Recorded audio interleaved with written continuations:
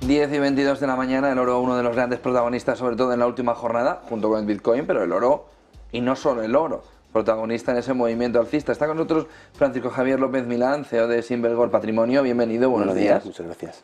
Bueno, mucho oro, pero no solo oro, pero aún así, Correcto. Ese movimiento del oro que vimos sobre todo en la jornada de ayer, ¿cómo veis la fotografía en esa línea ascendente claramente marcada en los últimos días? Sí, pues esa línea marcada, bien determinada, es decir, para entenderla tenemos que entender primero tres cosas: de dónde venimos, dónde estamos y las posibles perspectivas. ¿De dónde venimos? Venimos de una subida en el año pasado con un inicio de año con caídas, salvo estas subidas bestiales en relación con todo el movimiento, toda la situación geopolítica, pero que todo esto, decía, la tendencia de fondo es de subir. Pero ¿qué es lo que va a pasar? Pues resulta que tenemos la situación geopolítica, sobre todo las correlaciones con los tipos de interés, la FED que no se termina, lo que ya se comentó la anterior vez, de decidirse ya a poner fuerte la bajada de tipos. Y todo eso está haciendo que el oro como valor refugio, y lo que hemos visto también con el tema de las criptos, aunque mi opinión es un poco distinta, pero buscan refugio, buscan conseguir mantener el valor de su patrimonio. La tendencia creo que va a ser claramente alcista, tanto el oro, pero sobre todo también para la plata.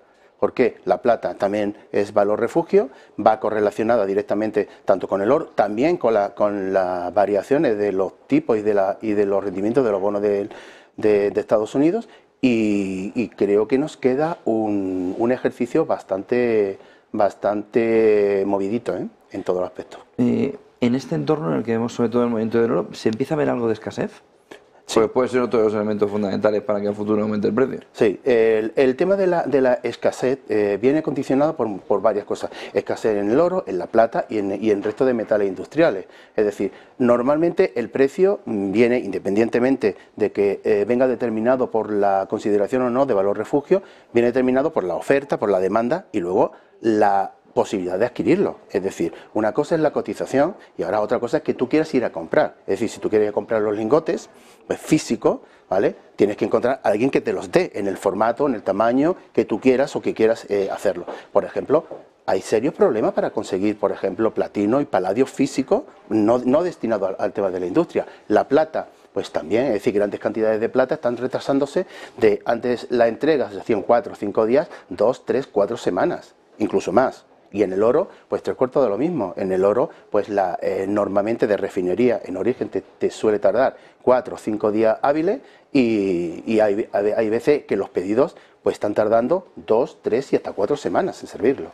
¿Qué está pasando con los futuros también? ¿Que se está consiguiendo convertir en metal cuando llegan a vencimiento? Sí, se están intentando conseguir, pero hay un volumen tan grande de futuros que al final piden esa conversión en el metal, que obviamente muchas veces estamos viendo manipulaciones, estamos viendo modificaciones puntuales, sobre todo en los días previos a los vencimientos de los futuros. ¿Por qué? Porque igual si ves que va cayendo el precio, no es tan interesante el quedarte con el metal, sino bueno, hacerlo líquido y esperar hacer otro roll-up para esperar el próximo vencimiento. Pero es que resulta que efectivamente, sobre todo los grandes emisores de futuro y de opciones sobre todo, pues tienen bastantes dificultades en conseguir el metal físico para entregarlo, siendo sustituido muchas veces por certificados de depósito, que luego habría que ver si realmente esos certificados de depósito tienen por detrás ese metal o no. ¿Qué está pasando con la plata? Lo comentabas antes. Sí. Y sobre todo, ¿cuál es la previsión para 2024? Varios bancos, banca privada norteamericana, ya os decía a principio de año que cuidado con la plata más que el oro en el movimiento alcista, sobre todo porque venía también de un poquito más abajo. Entonces, ¿cómo lo veis? Totalmente. Pues la plata nosotros ya apostamos el año pasado y seguimos apostando este año por la plata. La demanda por el Silver Council era alrededor de los 12 millones de onzas para este año. Yo creo que se han quedado bastante cortos con las previsiones, y además la plata viene de haber sufrido un castigo durante todo el 2022, 2023. Sin embargo, por ejemplo, a partir de noviembre de este año, por ejemplo, desde noviembre hasta enero se revalorizó cerca del 12%, y ahora resulta de que si no hacemos la correlación con el ratio oro-plata, que es el que determina el número de onzas de plata que puedes comprar por cada onza de oro, ¿vale? Resulta de que estamos por un precio, o sea, por una media que es inferior a lo que es lo normal, digamos, por las medias normales. ¿Eso qué nos lleva a pensar? Pues que la revalorización de la plata frente al oro queda del orden de por encima de los 35, 36, 37 en este ejercicio. Igual es muy exagerado, pero entra dentro de lo que es la estadística si seguimos las medias móviles y seguimos el indicador, en este caso el ratio oro-plata, ¿eh? ¿Por qué crees, además por toda la previsión que se van a dar estas subidas del valor en la plata? Por su correlación, igual que hemos comentado, al igual que con los rendimientos de los bonos, ¿vale? Si vemos la gráfica de los rendimientos entre los bonos, el rendimiento de los bonos a 10 años de Estados Unidos con la subida del precio, hemos visto que, por ejemplo, en los últimos meses ha habido una subida de casi el 5%, 4,8, 4,9% de revalorización de la plata frente a la caída de los rendimientos de los bonos, ¿vale? Eso es otro indicativo, al igual que va en paralelo a lo que está haciendo el oro. El oro también tiene otra serie de modificaciones, como hemos dicho, más bien por la parte geopolítica, pero la plata también se ve afectada por esto, porque la plata también considerada como valor refugio y luego es mucho más industrial que el propio oro. ¿Qué pasa? Que se está buscando, sobre todo en la industria automovilística, en la industria, por ejemplo, de la 5G, se está buscando sustitutos a la plata. ¿Qué pasa? Que hay una serie de sustitutos que a lo mejor son mucho más efectivos, como por ejemplo el platino, el paladio, pero no siempre se puede conseguir a buen precio, no siempre se puede conseguir la tecnología suficiente para utilizar ese metal en lugar de la plata, que lleva ya muchísimo más tiempo, digamos, ya asentada, y todo eso hace que al final, a nivel industrial, la plata todavía le queda muchísima vida. Y lo que no está tan claro es que se pueda seguir con el volumen de extracción de plata. Ya están en determinadas minas, se están buscando distintas alternativas porque empieza a agotarse.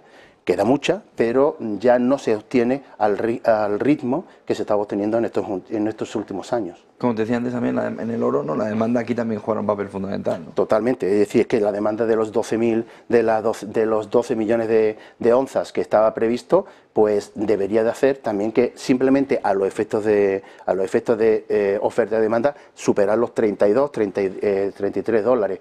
Yo creo que va a ser muchísimo más y el problema va a haber si efectivamente va a haber fabricantes o proveedores o refinerías que suministren en tiempo y forma, con lo cual quien pida antes y pague más, pues recibirá antes el metal, con lo cual vamos a ver que creo que va a haber incluso una acaparación por parte de grupos industriales de ese tipo de metales. Por lo que la fotografía que nos presentas y lo que vamos viendo en los últimos días, lo que sí que parece es que el 24 va a ser un buen año para el conjunto de los metales preciosos. Totalmente, ¿no? Exactamente. Entonces, para el oro, obviamente como siempre, la plata, por lo que estamos hablando, el resto de los metales también, en la parte correspondiente, sobre todo el tema de la demanda y a su dificultad de obtención, que sus precios obviamente no están, sus cotizaciones no van paralelo en absoluto a lo que es la oferta y la demanda.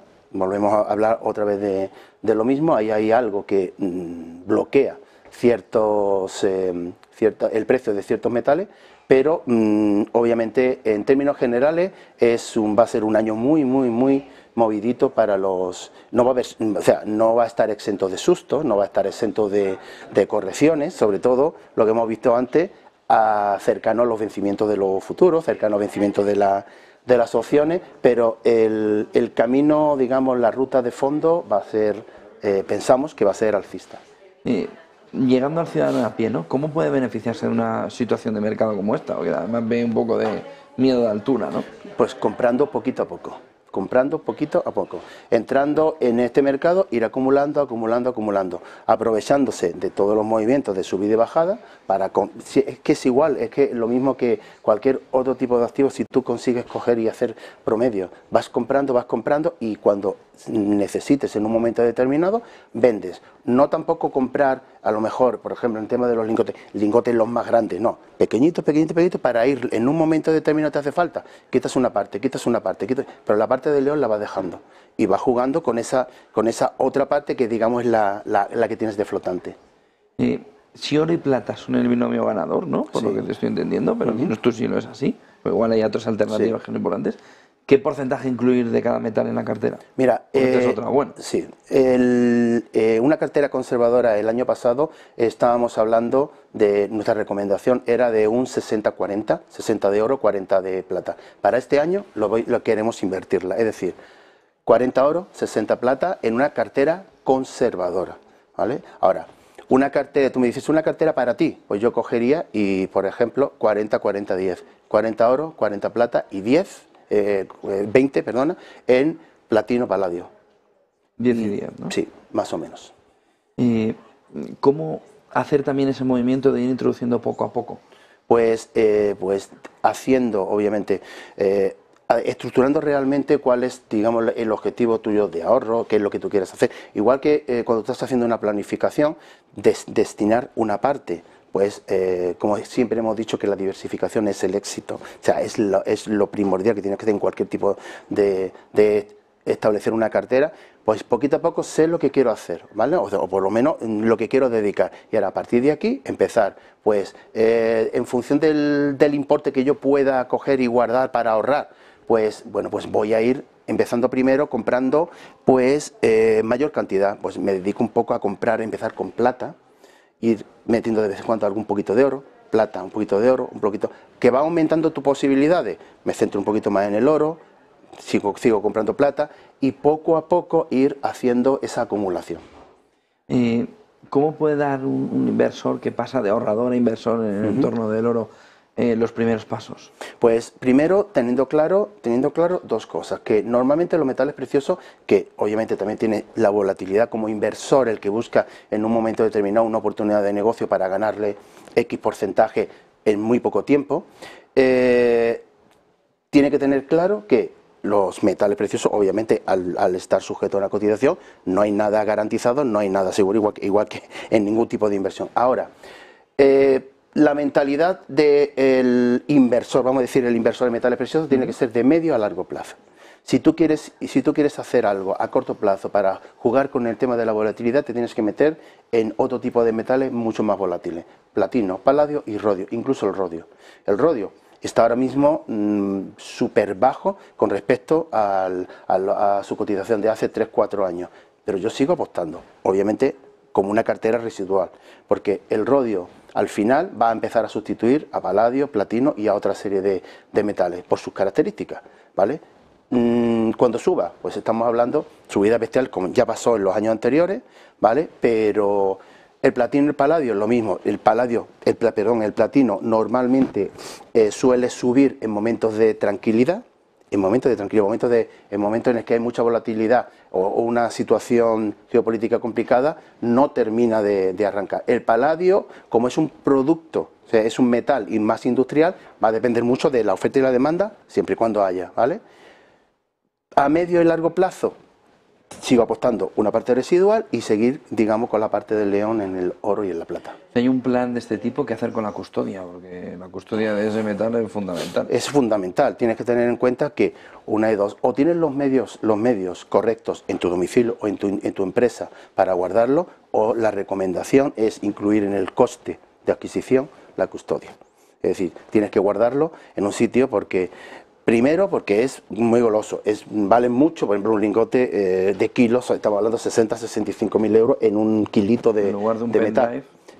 Si yo lo guardo un pendrive... No, por eso digo, un Bitcoin, tienes un espacio de almacenaje que es mucho más complicado. Más complicado, es decir, y tener todo el valor en un pendrive que se pueda estropear, que se te pueda perder, y tienes tu ahorro ahí, hombre, es complicado. No, lo digo sobre todo por el tamaño, ¿no? Que no es lo mismo tampoco. No, está claro. Cosas pequeñitas. Claro, hombre, 1 millón de euros, por ejemplo, en plata, pues son 1.000 kilos, una tonelada. Un millón de euros en oro son... unos 15 kilos. ¿Qué se hace en estos casos? Pues contratar la custodia. Entonces, por ejemplo, hay empresas que dan ese servicio. Nosotros damos la custodia gratuita a los contratos de compraventa, los contratos de todas maneras hay muchas empresas especializadas en la custodia y obviamente como es un negocio en alza, los precios han bajado bastante, o sea que siempre como alternativa, ¿no? Es decir, no somos nosotros, no, hay distintas alternativas para hacerlo, pero Si pasa de cierto volumen, obviamente, también por tema de seguros, ¿vale? Porque al ser valores especiales tienes que declararlo específicamente, con lo cual la prima de riesgo de tu seguro de hogar va a subir, o la seguro de industria va a subir, ¿vale? A menos que tenga las instalaciones correctamente habilitadas, ¿vale? Entonces, esa, digamos, es la recomendación. Pues muchísimas gracias, Francisco Javier López Milán, CEO de Silvergold Patrimonio. Muchas gracias a vosotros. Buen día y buen negocio. Muchas gracias. 10:37, hasta aquí este tiempo de Business Connection, se quedan con toda